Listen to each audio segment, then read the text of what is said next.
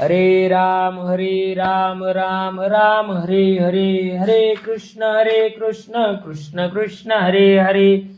जगद्गुरु श्री संत तुकाराम महाराज सार्थ अभंग गाथा. अभंग 2826. गालोनी लोळणी पडलो अंगणी, सिंचा सिंचवणी तीर्थवरी. ओलावेल तनु होईल शीतळ, झाली हळहळ बहुतापे.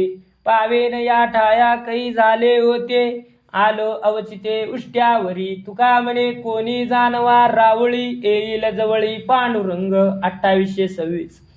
संत माय बाप हो, तुमच्या अंगणात लोटांगण घालीत पडलो आहे. तुमचे चरण तीर्थ माझ्या अंगावर शिंपडा. त्रिविध तापाने मी वरपळत आहे, तो त्यामुळे शांत होईल. या इथे मी येईल असे वाटले नव्हते.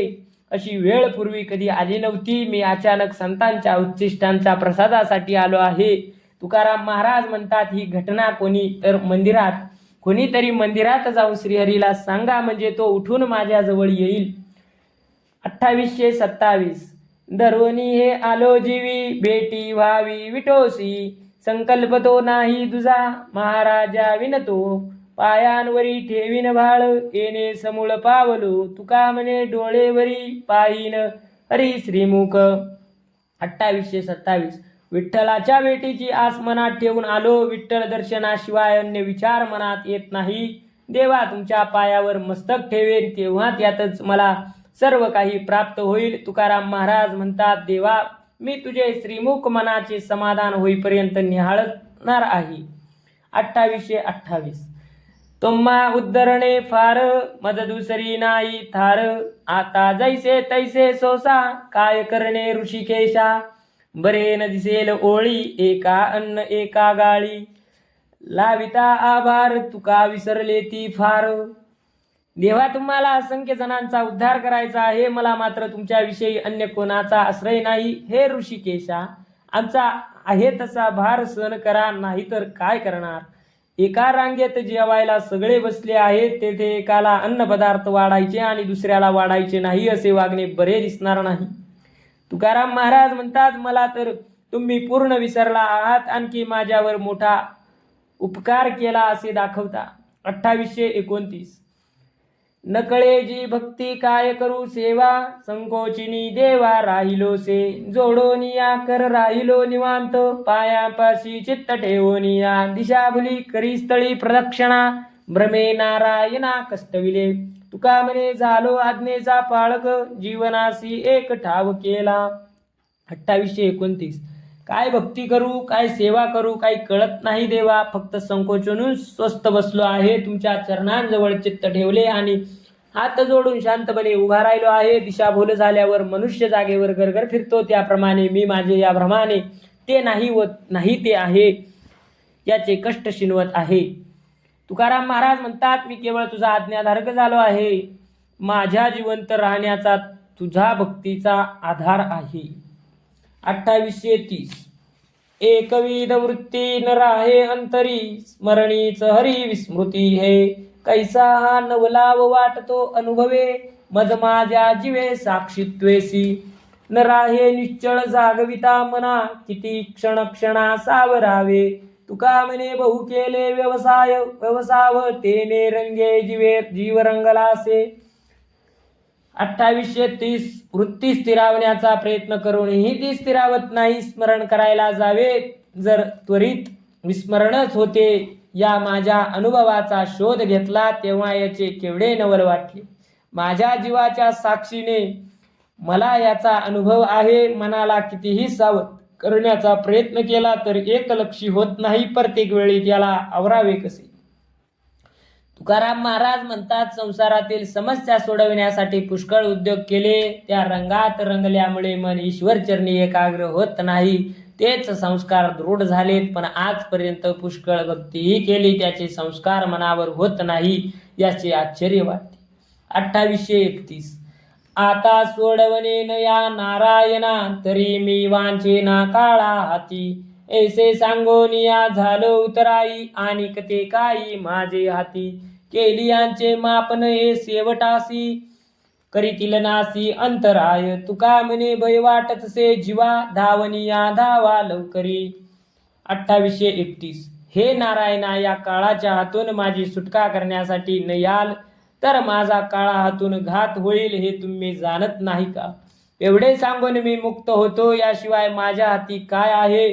माझ्याकडून झालेला परमार्थ नीट फलदायी होईल असे मला वाटत नाही, कारण सर्व नाशवंत विचार माझ्या मनात येत आहेत. तुकाराम महाराज म्हणतात, माझ्या उद्धारासाठी लवकर या, कारण मला भय वाटत आहे, काही अघटित घडू नये. 2832. सत्यमाप वाढे गाबाळाची चाली खोडे, उत्तरे ते कळे कसी विखरोन सर्व देशी. घरामध्ये राजा नोहे व्हावी पट्टपूजा, तुका म्हणे साचे रूप ते तर्पणीचे. 2832. संत चिरंतर असते, त्याचे माप सदा वाढते. जे गबाळ टाकाळू असत्य नाश पावणारे आहे, त्याची प्रगती होत नाही. कसोटीला उतरते ते खरे. एखादा मनुष्य घरात बसून मी राजा आहे असे म्हणत बसला तर तो राजा होत नाही, त्याला खरा खरा राज्याभिषेक झाला पाहिजे. आरशातील प्रतिबिंब खरे नसते, वस्तूचे प्रतिबिंब दिसते, तिचे सत्यत्व सांगते. सत्याला किंमत असते, असत्याला नाही. 2833. नाही खंड झाला माझा तुमचा विठ्ठला, कैसे कैसे हो दुश्चिंत आहे चौघांपाशी नीत. मुळीचे लिहिले मज आता सापडले, तुका म्हणे मजल न लगे बोलणे सहज. 2833. विठ्ठला, तुमच्या माझ्यात वाटणी झाली नाही, आपण एकच आहोत. असे असताना तुम्ही आमच्याविषयी उदास का? तुमच्या वागण्याची संतांकडे तक्रार देऊन न्याय करायला पाहिजे. तुम्ही आम्ही एकच आहोत या संबंधाने देवेदाकडे पुरावा उपलब्ध आहे.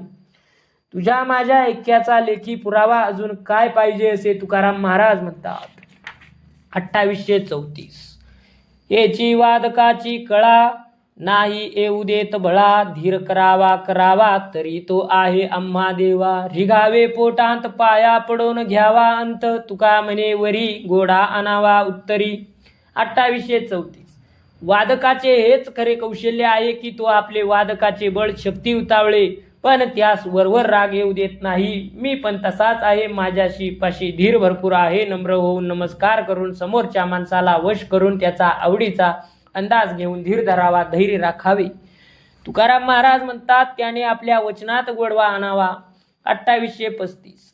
एक परी बहिरे बरे, परी ती ढोरे ज्ञान गंडे, कपाळासी लागली आगी आभागी का जितसे. एक परी बरे वेडे, तरकी कुडे जळोते, तुका म्हणे खातडवासी अमृतासी नोळखे.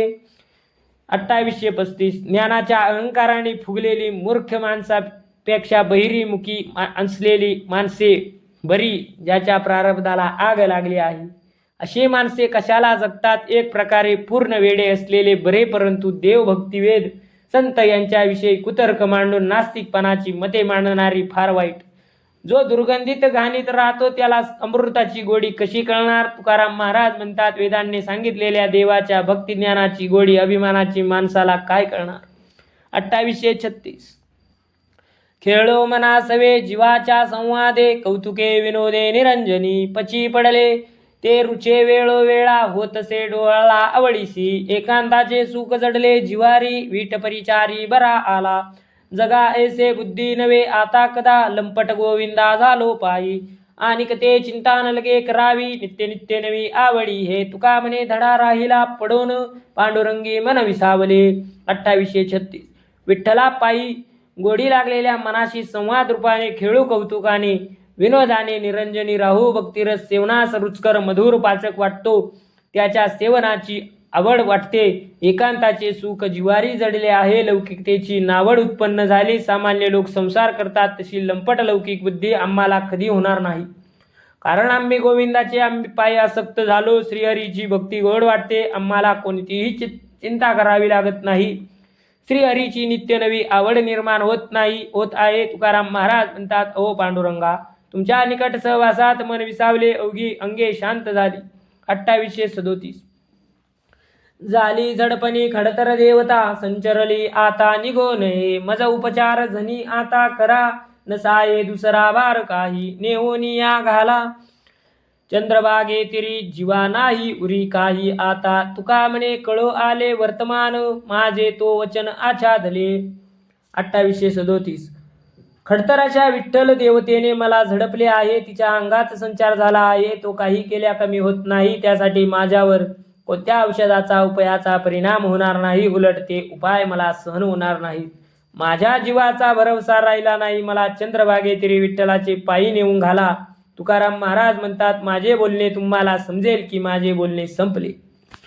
2838 अंगी देवी खेळे कारे तुम्हासी न कळे, कोणाचे हे चाळे सुख दुःख न मानिता, मी तो आता येते नाही ओळखी वचनाच्या ठाई.